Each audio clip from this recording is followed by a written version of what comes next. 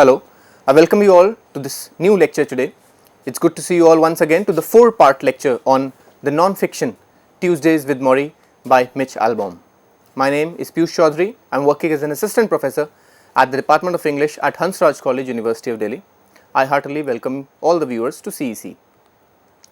So the book that we will discuss today, Tuesdays with Morrie, is basically a journal of memories and also of learnings that a professor imparts to his students during his final days.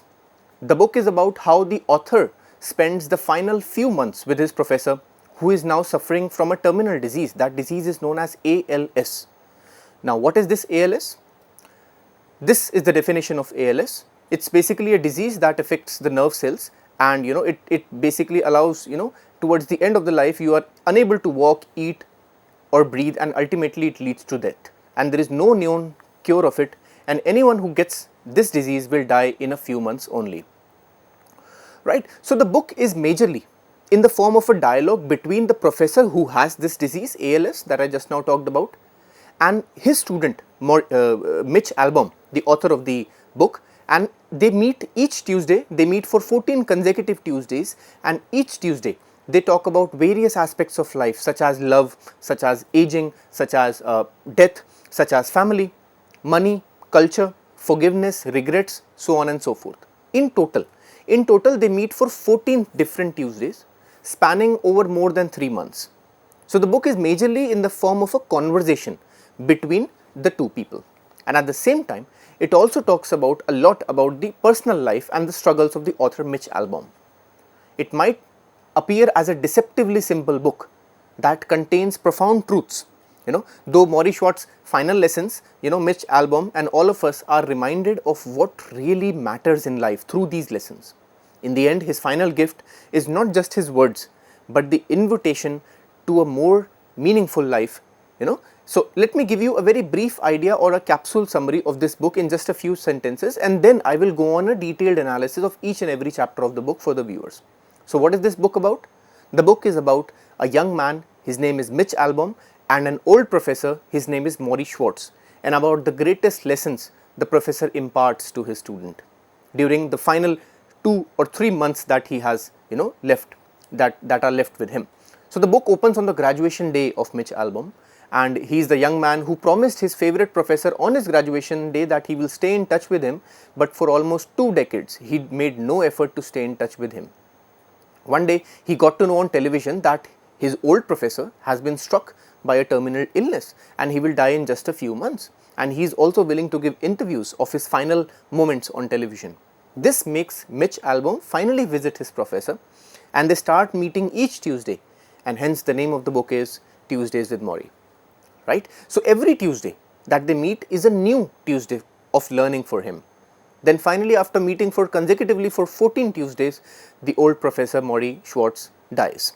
So the book is nothing but just a journal of all these events, and is it's a book which is full of life learnings for his professor's life. And in the course of these 14 weeks, the author Mitch himself changes a lot. The book also shows his changes and his growth. So that is the introduction to the book. I will now begin with the summary of the entire book, Tuesdays with Morrie, and chapter by chapter I will be delving into the summary to make it easy for the students to understand. Also interspersed within the summary will also be my critical comments on any particular instance or situation in the text. So therefore, this will not just be a summary that I am going to deliver now for the rest of the lecture, but a summary mixed with some level of critical analysis also. So this will help the students understand the text more deeply. Right. So this, I believe sincerely, will also help in preparing for their exams, right, in writing their exams, because nowadays this book is widely being circulated across the various departments of the various universities in our country. So the book opens with a dedication by the author Mitch Albom to his brother Peter, and he says that his younger brother Peter is the bravest person that he has ever come across, and therefore he dedicates this book to Peter. We will get back to this statement later on, towards the end of the book, that why Mitch dedicates this book to his brother Peter, right? We will come back to that towards the end of the session. So from here, I will begin with a detailed summary, right? So let me first show you the book. As you can see on the screen, this is the book, and on the right side the picture, this is the man Mitch Albom. And if you look at the book, the subtitle is An Old Man, a Young Man, and life's greatest lesson. This is the first section, right? I will begin with the book now, section number 1, that is the curriculum. So, from here I will begin with the course content, right. So, this first section is basically a kind of a preface to the book Tuesdays with Morrie, right, by Mitch Albom. This section is kind of a preface because the author is telling us the circumstance of the book and how this book actually came into being. He mentions that the subject of the class lecture was the meaning of life and it was taught from experience and there were no books to study, right. So, the subject was the meaning of life and it was taught from experience. So, these lines clearly show that the subject basically it was not taught from some books. By saying so, Mitch is trying to put forth the point that life does not teach us from books, but rather teaches us from everyday experiences of our everyday lives, right. So, the day-to-day happenings teach us much more than any textbook. This book is basically a means to learn from life experiences because ultimately life experiences will teach us much more than any teacher or any book can do. On this note, what I will do is I will first show you some lines on the screen that Mitch writes about his classes with Morrie. So, the topics that were covered were love, work, community, family, age, forgiveness and death. The last lecture was brief, only a few words. A funeral was held in lieu of graduation. Although no final exam was given, you were expected to produce one long paper on what was learnt and that paper is presented here. That last class of my old professor's life had only one student and I was the student, right. So, basically this section, the first section explains the curriculum. It explains in summary what this book will be about. That is why I said it is kind of a preface to the book, right. So, the book will be a record of all the learnings that he has received, right. So, that is why I said that the first section is more or less like a preface. Now, as the book begins, Mitch gives a small anecdote from the late spring of 1979, which was his graduation day, and he gave his professor a briefcase as a present for the, as a gift when he graduated. Let us now come to the next section, which is titled, as you can see, it is titled the syllabus. This section opens almost 15 years later in 1994 with the death of Professor Morrie Schwartz. The author tells us that the professor loves dancing and he even went to a club with younger people and he used to dance his heart out, and obviously people used to look at him, pass judgments, but he did not care, right. And people did not even know that he is the renowned sociology professor Morrie Schwartz. But then he gets contacted with asthma and due to this his dancing stopped, and then he finally got to know that he has been struck by ALS, which is a terminal disease, and this disease will definitely kill him in just a few months. So, this was a fatal news for someone as lively and active as Professor Schwartz.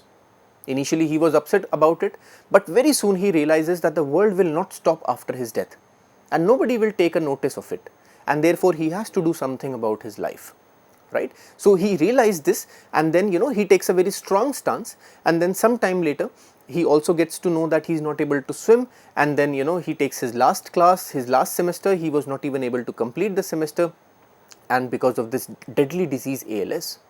Look at how ALS completely melts the human body, as you can see on the screen.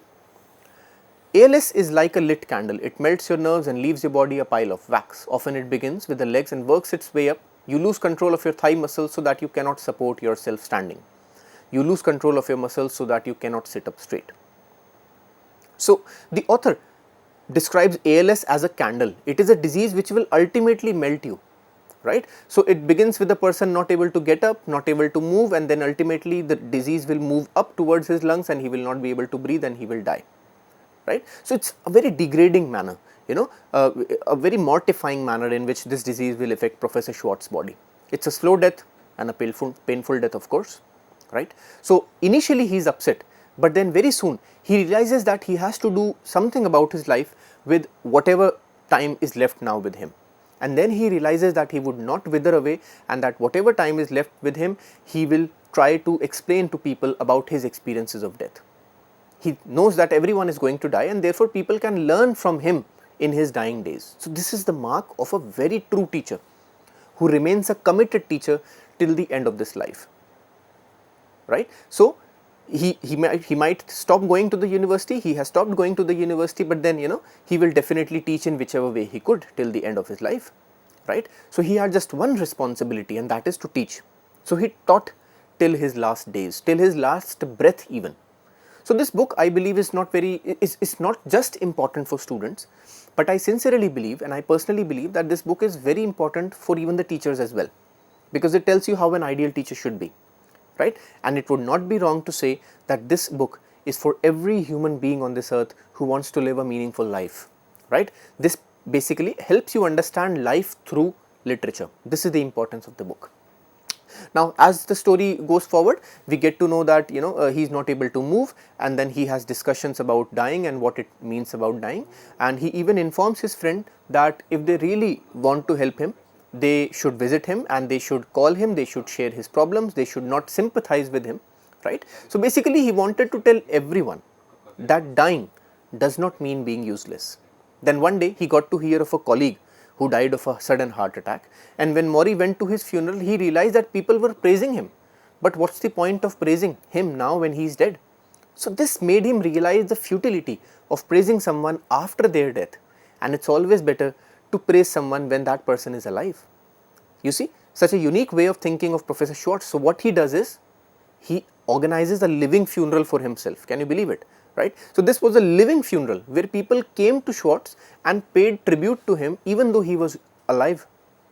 So he organizes his living funeral, and the author Mitch visits that, and by the end of this funeral, the author Mitch Albom realizes that there was just one person who was not dead in that room, and that was Professor Schwartz, because his mind, his heart, his life was full of life. He was ageless. So therefore, this section, the syllabus ends. So one can conclude that this book is about Professor Schwartz's association with death, his experiences with death, and overall the one single major theme that can be said to be the main crux is death. It's death which is the central theme, and it's the most important theme in the entire book, right? The other most important thing is life. I'll come to that towards the end of the session.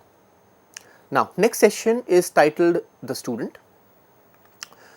In this section, Mitch basically talks about his older days and how, after his last meeting with Professor Schwartz, he never made any attempt to get in touch with him, and he regrets that. Deep down, he regrets that, right? So, the author himself wanted to be a musician, but he was not doing well in it, and then he was upset, he was depressed, and then, finally he thought that he has to do something about his life. Right? He describes a very small incident from his life where his favorite uncle died due to pancreatic cancer at the age of 44, and this changed his life completely. He believed that there is no surety about how long anyone will live. Mitch Albom realizes this, and therefore he wanted to make a better life for himself. So what he does is, he worked extremely hard and he earned a master's degree in journalism. He became a sports journalist and he started buying cars. He became very rich, started earning money. That's what anyone would want to do. But very soon he realizes that accomplishments like cars, like money, they are nothing but just a part of life, and it's not life itself, right? He always believes that he too will die someday, like his beloved uncle. And it is later one day that he saw Professor Morrie Schwartz on the television, and this prompted him to talk to him. Right? So this is basically the end of the section titled The Student, where we realize that he has understood some grave realities about life. Mitch Albom, he has understood some really grave realities about life, and then even then he realizes that earning money, buying cars, staying full in a life full of materiality and materialism is not the ultimate goal of life, right? So that is the end of the section. The next section is titled The Audio Visual. So this section will describe how Professor Morrie Schwartz, was first publicly he was telecast on a news channel on television for an interview, and it is through this interview that this story becomes famous all over the country. That's why the name of the chapter is Audio Visual, right? So this will be an interview where the interviewer will be the famous, celebrity TV interviewer. His name was Ted Koppel, and he came to interview Professor Morrie Schwartz. And by the way, all of this is reality, right? So he's writing from the real life, right? It's not a fictional book, okay? It's a non-fiction. From here begins the first interview of, Professor Morrie Schwartz that he'll be giving. which will be telecasted live on the television. It will be telecasted live on the television worldwide, okay, to show how a dying professor is giving gems of wisdom to the entire world. So what I'll be doing now is, I'll be just showing you a few lines which will explain the spirit and the resoluteness of Professor Schwartz. As you can see on the screen now, Ted, he said, and Professor Schwartz is saying this, he says, when all this started, I asked myself, am I going to withdraw from the world like most people do, or am I going to live? I decided I am going to live, or at least try to live the way I want, with dignity, with courage, with humor, with composure. There are some mornings, and then further he says, there are some mornings when I cry and moan for myself. Some mornings I am so angry and bitter, but it doesn't last too long. Then I get up and say, I want to live. Right? So you see the strong character of Professor Morrie Schwartz. So these lines that I just now read are very important, because why? Because it shows the triumph of life over what? Over death, isn't it? So there is a certain amount of composure, there is a certain amount of poise in the character of Professor Morrie Schwartz. He openly acknowledges the fact that there are some days when he cries, and there are some days when he is absolutely upset about his condition. He feels very unlucky, he feels stuck, but then it doesn't last very long. He shrugs off that feeling and he simply decides to live whatever life is now left with him. So therefore, Morrie is, pretty much a human like any one of us. If any one of us know that we are going to die very soon, we might not be able to take it in a nice way, right? So he cries, but then he is, so basically he is like any one of us watching this video, or any one of us living our lives, right? But he is unlike any one of us because he is willing to accept it and make the best out of it. So you see the strength of character, the strength of the mind of Professor Morrie Schwartz. This is exactly what we can learn from him. In this particular chapter, and in the lines that I just now read, one can clearly see that despite knowing that he will die perhaps in less than a year, in just a few months perhaps, Professor Morrie does not feel bad about it. He cries, but then he gets up the other day, right? So the major emotions that Morrie wants to feel are, they are courage, it's humor, it's composure, and what most importantly, a willingness to teach. This is what makes you can say Professor Morrie Schwartz as a true teacher, you can say that, right? Also, you will notice that Professor Morrie Schwartz uses humor as and when he can, that makes this even a more delightful book to read. So despite the overarching theme, being the theme of death, I have told you earlier in this lecture itself that the major theme is death. But despite the overarching theme being of death, despite tragic things such as death pervading the entire book, the major theme is death. Still, despite all of this, the readers do not feel overly tragic. Why? Because the dying man himself, Professor Schwartz, always indulges in funny moments and banters and humor every now and then. He likes to tease his student a lot. Despite being on the deathbed, he is teasing and making fun. He is enjoying with his student. So the chapter audio visual ends with the author Mitch Albom. So what he is doing is, he is watching this interview thousands of miles away from his home, and it is this which finally prompted him to visit his dying professor. And when he goes there, he wants to learn some words of wisdom from him before he leaves the world altogether in just a few months, right? So here the section audio visual, which I just now read, it comes to an end. So then the author takes us back to his past, during his school days, during his college days, during his student days, when he first attended the class of Professor Morrie Schwartz way back in 1976, right? So Mitch fondly remembers how he first met Professor Schwartz when he was a young student, and how his professor wanted him to consider him as his friend, right? So this shows that Professor Schwartz since his younger days had always been of a, you can say, of a very jovial nature, of a very friendly nature, and he wanted to consider and treat his own fellow students as his friends, right? It's a rare sight to see in teachers, right? But then obviously Professor Schwartz has been the rarest of the rare species ever, right? So that is pretty much the entire lecture for today. So we discussed the first three chapters. We discussed how the professor, he comes across as a highly resolute character. He comes across as a character who is very resolute. He is very strong even in the face of a fatal disease. So perhaps in this lecture, the lesson that we all can take forward in our day-to-day lives is to take these words of wisdom from Professor Morrie Schwartz. By the way, I sincerely believe that this book is also very good for mental health, right? Because at several moments in time, we do get depressed by if anything really bad or anything tragic happens with us, right? Any one of us will be affected by it. But what if we put a daily limit on the amount of pain that we are going to experience, just like Professor Schwartz, right? Because Professor Schwartz, he wakes up every day, he cries for 5 minutes, for 10 minutes, for 15 minutes, but then he realizes that that is the limit, that there has to be some limit to the amount of self-pity that he should feel for himself, right? So this shows the brilliant strength of character, the mental strength of a character as resolute and as tenacious as Professor Morrie Schwartz. So as I said, it's a rare sight. He has been teaching even on his deathbed, right? It's a wonderful sight. It's a rare sight to see in a teacher, right? But then obviously Professor Schwartz, as I mentioned, he is one of the rarest of the rare species ever.